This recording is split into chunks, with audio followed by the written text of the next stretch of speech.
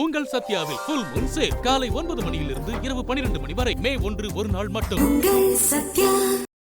மதுரை அழகர் கோவில் சித்திரை திருவிழாவின் முக்கிய நிகழ்வாக கோவிந்தா கோஷம் விண்ணதிர லட்சக்கணக்கான பக்தர்கள் மத்தியில் பச்சை பட்டுடுத்தி வந்த அழகர் வைகை ஆற்றில் இறங்கி பக்தர்களுக்கு அருள் பாலித்தார்.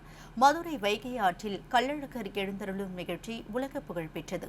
இந்த ஆண்டிற்கான கள்ளழகர் சித்திரை திருவிழா கடந்த 27ஆம் தேதி வெகு விமர்சையாக தொடங்கியது.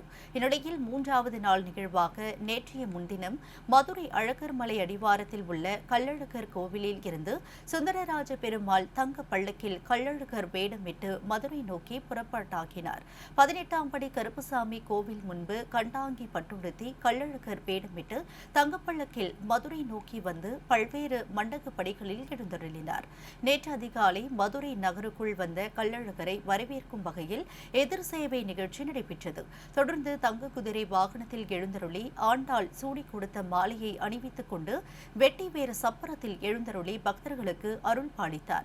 இதனையடுத்து அதிகாலை வைகை ஆற்றை நோக்கி புறப்பட்ட கள்ளழகரை தமுக்கம் பகுதி தொடங்கி கோரிப்பாளையம் ஆழ்வார்புரம் பகுதிகளில் வரவேற்கும் வகையில் பக்தர்கள் தண்ணீரை பீச்சடித்தும் ஆடிப்பாடியும் உற்சாகமாக வரவேற்றனர். தொடர்ந்து லட்சக்கணக்கான பக்தர்களின் கோவிந்தா கோஷத்திற்கு மத்தியில் பச்சை பட்டுடுத்தி கள்ளழகர் வைகை ஆற்றில் தாமரை இலைகள் மலர்களால் நிரப்பப்பட்டிருந்த வைகை ஆற்று பகுதியில் எழுந்தருளி பக்தர்களுக்கு அருள் பாலித்தார்.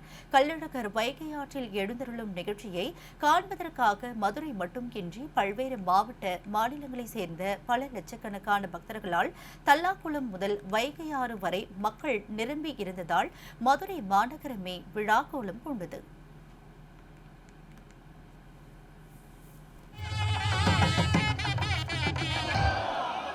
அழகர் வரவேற்று